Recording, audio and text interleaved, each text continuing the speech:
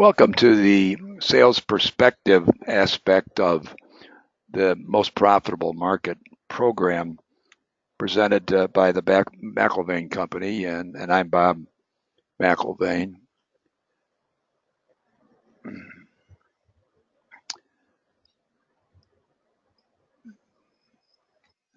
The sales leads versus the MPM program is where we're going to start today.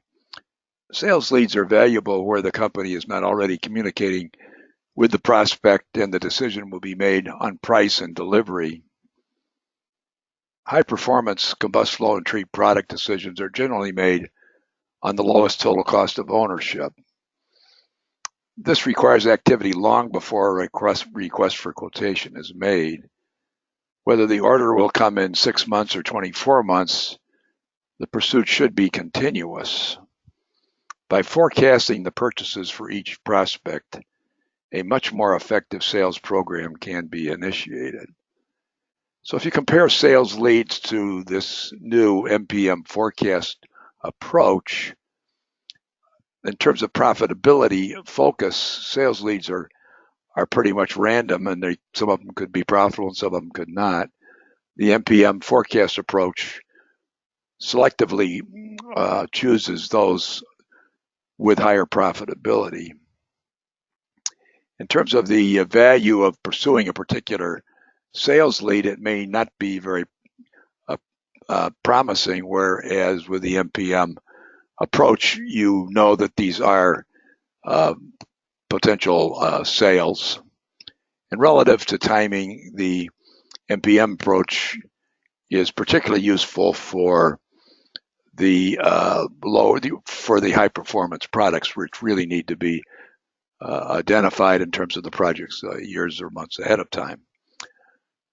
So the ability to validate lowest total cost of ownership can be random for sales leads, but those would be the targets for the MPM program. In terms of using the program for the guidance of your promotional expenses, the MPM forecast is an excellent tool to do so because everything can be aggregated by industry, geography, etc. And of course, this in identification for these very specific areas is excellent with the MPM program. The reliance on sales commissions and distributor markups is higher on sales lead type activity. It's lower when you have identified all your potential prospects ahead of time. So this is a $400 billion combust flow and treat market. And it can't be likened to an orchard where the supplier is looking for the easy gate to pick the fruit. You can increase revenues by industry and then product, or by product and then industry. With the rapid growth of IIoT and remote O&M, there are opportunities to simultaneously pick multiple fruit with one effort. Therefore, working out a most profitable market strategy based on the knowledge about the entire orchard is very valuable. Organization of the sales effort can be enhanced with reliable MPM forecasting.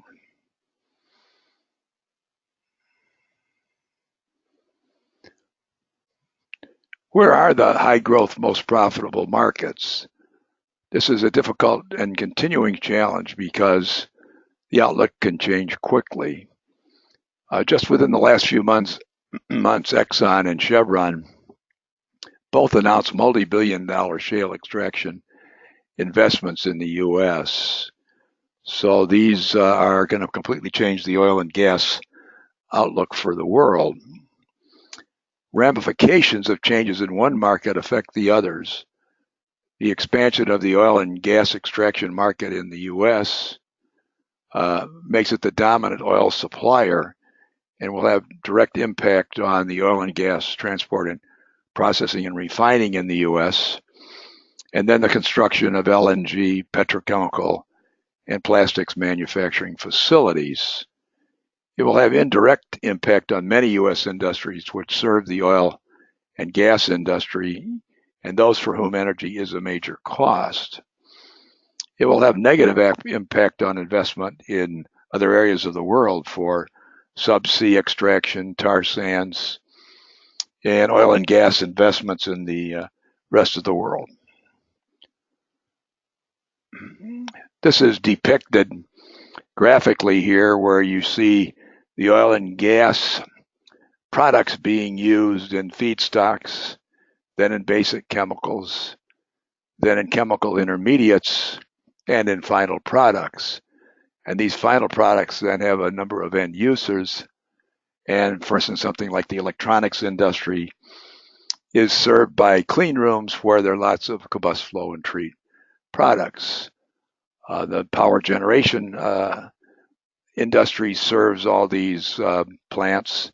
And so with more power generation, you've got more combustion flow and treatment opportunities in power generation. More food processing is likely with lower energy costs, and more inorganic chemicals with lower energy costs, pulp and paper, cement, etc.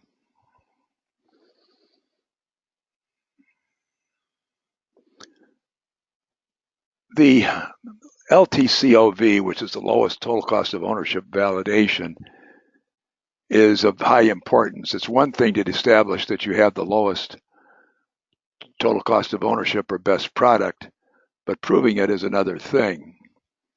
So the supplier is equivalent to a lawyer making a case to the jury, and the other side will be making a counter arguments, so the process is sequential and continuous.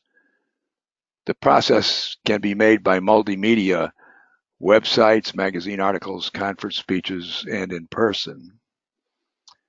Validation needs to be based on accepted process variables, labor, downtime, energy, and other costs.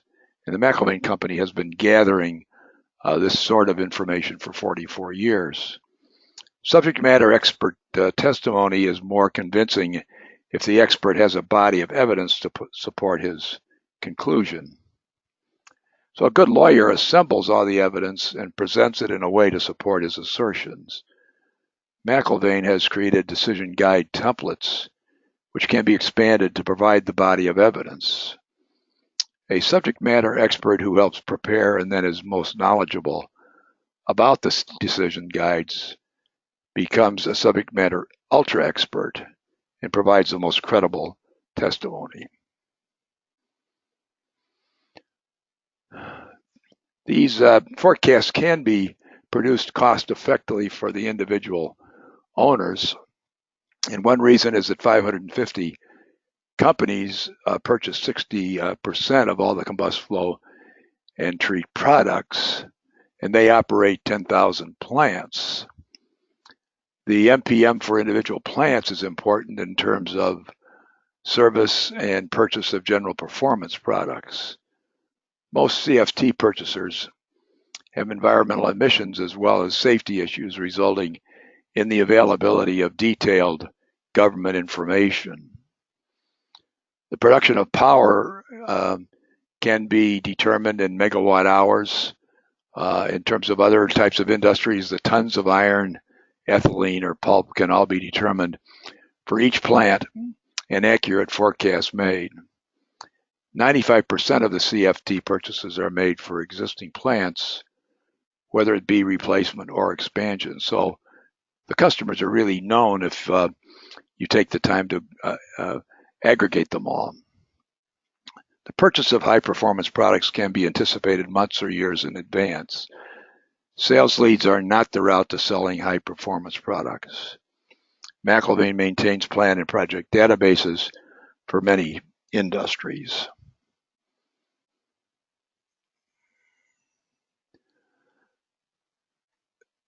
There are thousands of purchasers, but again, as we said, 555 of them buy most of the products. 5,000 companies buy 85% of the CFT products. 12,000 companies buy 90% of the products.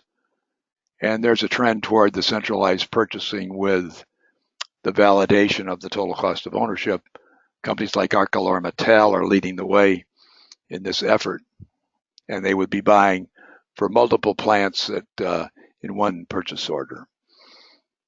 Forecasts for each product in each division for a prospect is invaluable as a collaboration tool for the local salespeople.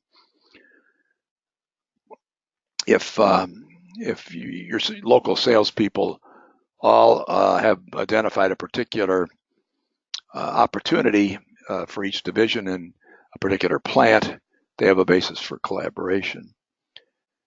And so it's very effective if your MPM program does have the largest individual purchasers included. And this opens the door to sell multi-product packages and provide total solutions if you have a group of the local salespeople representing different divisions working together. Also, this allows you to share the cost of the MPM program among divisions. The forecasts are built on facts such as production by country. For most CFT products, sales revenues are a function of the product of a plant or a country. The power industry, it can be capacity or hourly generation. For the chemical industry, the tons per year of product produced is the basis. Future production can be estimated from the project databases which McIlvaine maintains. So here's an example of ethylene production in thousands of tons per year, which has been compiled for every country of the world. And then that's taken to the next level where the forecast can be made for each plant based on the production of chemicals at that plant. An ethylene plant might also make polyethylene.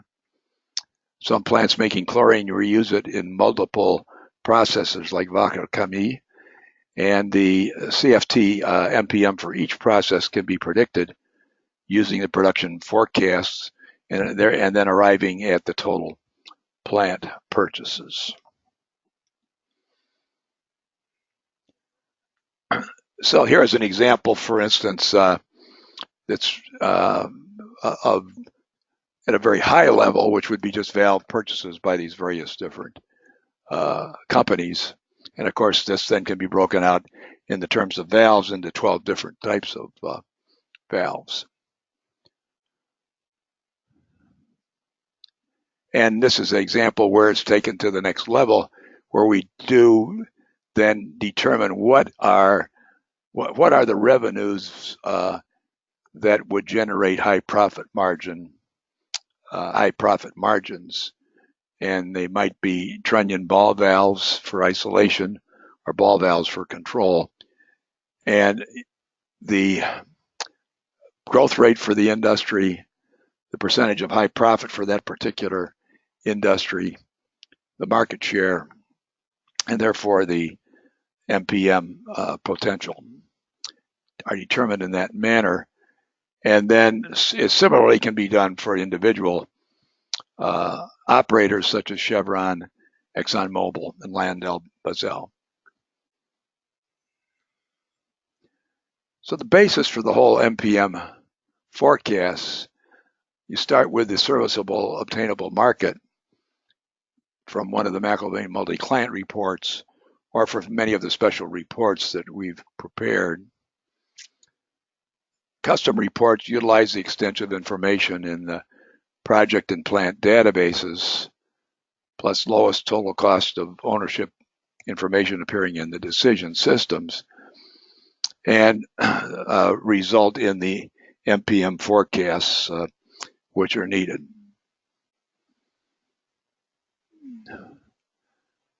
You can find a lot of detailed information on the markets by clicking on that first link here on the databases, the second link. We do have information on the people, but we do also have a LinkedIn program activity, which is effective. And for more information on the decisions, you click on the various different websites where that is explained.